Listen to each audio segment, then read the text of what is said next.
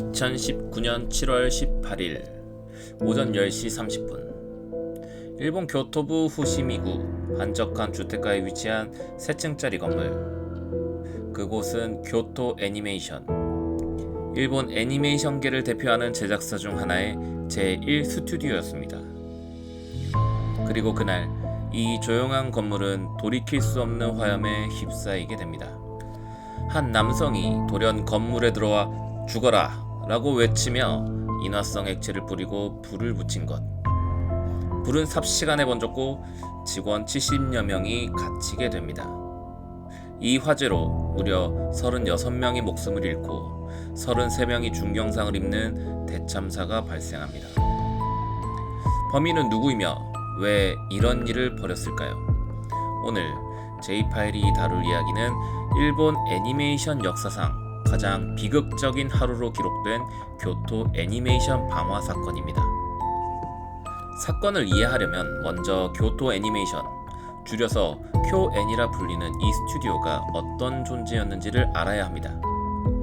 쿄애니는 일본 교토에 본사를 두고 있는 애니메이션 제작사로 도쿄에 기반을 둔 대부분의 스튜디오들과는 다르게 지방에 뿌리를 내린 특별한 회사였습니다. 작은 규모로 시작했지만 그들이 만든 작품은 하나같이 섬세하고 감성적이며 사람의 마음을 건드리는 이야기를 담아내는 것으로 유명했죠. 대표작만 해도 이렇습니다.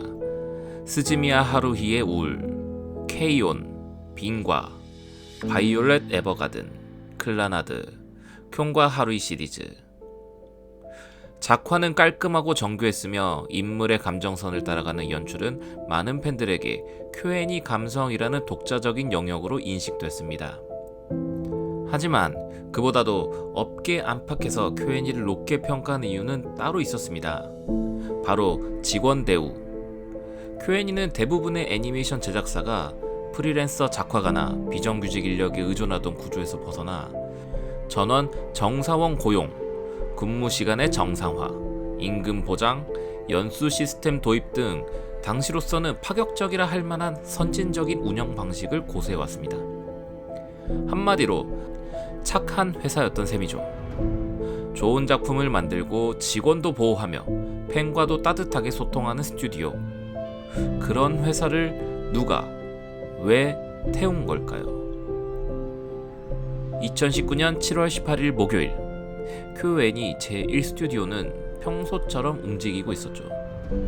총 70명 이상의 직원이 출근해 있었고 그날은 특히 여름 신작 애니메이션의 콘티 회의와 작화 수정이 예정되어 있어서 각 부서에선 분주한 손길이 오가고 있었습니다. 그러던 중 오전 10시 31분 한 남성이 건물 입구에 들어섭니다. 그는 커다란 배낭을 메고 손에는 플라스틱 통을 들고 있었고 눈빛은 비정상적으로 이글거리고 있었다고 합니다. 출입구 쪽에 있던 여직원은 무엇을 도와드릴까요? 라고 묻자 그는 갑자기 통에 담긴 액체를 바닥과 벽에 마구 뿌리기 시작합니다. 그리고 외칩니다. 죽어라. 그 순간 그는 라이터를 꺼내 불을 붙입니다. 순식간에 치솟은 불길은 입구 로비 전체를 뒤엎고 정문에서 가장 가까운 계단 쪽으로 타들어가기 시작합니다. 이 건물은 지상 3층, 연면적 약 700제곱미터. 1층에는 접수 및 소품실, 2층에는 콘티 및 배경 작화실, 3층에는 메인 작화팀과 회의실이 있었죠. 불은 계단을 타고 위층으로 번졌고 이 구조가 중앙 계단 하나로 모든 층이 연결된 구조였기에 직원들은 피할 틈 없이 연기와 화염에 갇히게 됩니다. 소방대가 현장에 도착한 건 10시 40분경. 불이 붙은 지 9분이 지난 시점이었습니다. 하지만 이미 건물 전체는 검은 연기로 뒤덮여 있었고 2층, 3층에 있었던 많은 직원들이 출구를 찾지 못한 채 창문 쪽으로 몰리게 됩니다. 일부는 뒷문 창문으로 탈출을 시도했지만 그 과정에서 부상을 입거나 추락해 중상을 입었고 몇몇은 결국 옥상 계단 앞에서 쓰러진 채 발견됩니다. 이때까지도 건물 밖에서 이 장면을 목격한 시민들은 단순한 화재가 아니라 사람을 죽이기 위한 목적의 방화임을 느낄 수밖에 없었습니다. 그리고 범인 역시 화염에 휩싸여 있었습니다. 불길이 건물을 삼키고 있을 때 밖에서는 한 남성이 괴성을 지르며 쓰러져 있었습니다. 상의는 타버렸고 피부는 심하게 벗겨진 상태. 그는 자신도 화상을 입은 채 도망치다가 건물 외곽에서 경찰과 시민에게 제압됩니다. 그는 말했습니다. 내 소설을 표절했다. 죽여버리려고 한 거야. 이 남자의 이름은 아오바 신지. 당시 41세였던 그는 무직 상태였으며 과거 강도 전과가 있던 인물이었습니다. 2012년 이바라키현에서 칼을 들고 편의점을 습격해 징역 3년 6개월의 실형을 살고 나온 전력이 있었죠. 그는 출소 후에도 정신적 불안정 상태를 보여왔고 생활보호수급자로 지내며 사회와의 단절을 이어가고 있었습니다. 특이점은 그가 쿄애니 단편 소설을 응모한 적이 있었다는 점. 쿄애니는 쿄애니 대상이라는 자체 공모전을 운영하고 있었는데 아오바는 실제로 2017년 이 공모전에 응모를 했고 그 원고는 예선 탈락 처리되었으며 내용은 이후 내부에서도 사용되지 않았던 것으로 확인됩니다. 하지만 아오바는 자신의 아이디어가 무시당했다고 확신을 하고 있었고 더 나아가서 내 소설의 설정이 쿄애니 작품에서 쓰였다는 망상적 주장을 품기 시작합니다. 그가 언급한 작품은 추르네, 바이올렛 에버가든 등 쿄애니의 최근 작품이었으며 아오바는 이를 근거로 내 인생을 망친 그 회사에 복수하겠다고 계획적으로 범행을 준비했던 것으로 드러납니다. 범행 며칠 전 그는 휘발유 40리터를 인근 주유소에서 구입하고 플라스틱 통에 나눠 담아 고의로 살인을 목적으로 행동을 개시한 것입니다. 경찰은 그를 살인 및 방화, 살인 미수, 중상해 등의 혐의로 수사하지만 문제는 그의 상태였습니다. 전신 90% 이상의 화상. 의사들은 그가 살아날 가능성이 낮다고 판단했지만 수개월의 치료와 12차례 수술 끝에 아오바는 결국 의식을 회복합니다. 그리고 2020년 5월 그는 정식으로 체포됩니다. 화재가 진압된 시간은 오전 11시 50분. 무려 1시간 20분 동안 불길과 사투를 벌인 끝에 건물은 완전히 전소됐고 쿄애니 제1 스튜디오 방화 사건은 단순한 화재가 아니라 일본 현대사에서 손꼽히는 집단살인 사건으로 기록됩니다.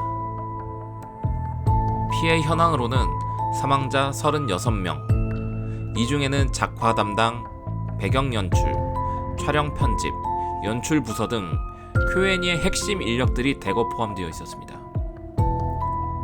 부상자는 33명이었고 전체 직원의 피해율은 약 85% 이상이었고 건물은 전소 및 철거하게 됩니다. 사망자는 모두 연기 흡입과 화상으로 인한 질식사였으며 그중 절반 이상은 옥상 계단 앞에서 발견되었습니다. 이는 옥상 출입문이 잠겨 있었거나 열쇠 없이 열리지 않는 구조였기 때문이라는 지적도 제기됐습니다. 현장에 있던 구조대원들은 이렇게 증언했습니다. 그분들은 문 앞까지 갔어요. 단 10초만 더 빨랐더라면, 그 문이 열렸더라면. 쿄애니는 이 사건으로 30년 넘게 쌓아온 작품 원화, 자료, 콘티, 대본, 미공개 영상 전부를 잃었습니다. 그저 사람이 죽은 게 아니라 일본 애니메이션의 한 세대가 통째로 사라진 사건이었던 겁니다. 2023년 9월 사건 발생 4년 만에 아오바 신지에 대한 정식 재판이 시작됩니다. 그는 휠체어를 타고 법정에 출석했으며 재판 내내 반성보다는 억울함을 반복했습니다. 내 소설을 뺏겼다는 걸 누구도 인정하지 않았다. 나는 진심으로 분노했고 복수를 원했다. 죽을 줄은 몰랐지만 어쩔 수 없는 일이었다. 그는 책임을 인정하기보다는 자신이 피해자라는 착각에 빠져 있었습니다. 검찰은 명백한 계획적 범행이라며 사형을 구형했고 변호인 나는 심신미약 상태였다. 이런 주장을 펼쳤지만 그의 구체적인 준비와 행동, 범행 직전의 통화 내역, SNS에 보인 증오 표현 등을 토대로 책임 능력이 충분하다고 판단했습니다.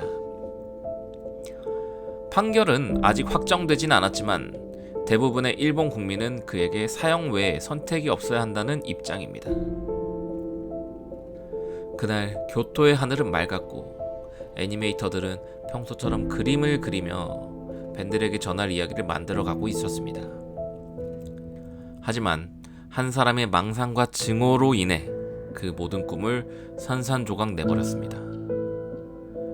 쿄애니는 이후 남은 사람들로 다시 스튜디오를 재건하려고 노력했고 지금도 바이올렛 에버가든의 세계관을 잇는 신작이 조용히 제작되고 있습니다. 그들은 결코 울부짖지 않았습니다. 다만 애니메이션으로 말했습니다. 우리는 여기 있어요. 그리고 계속 만들 겁니다.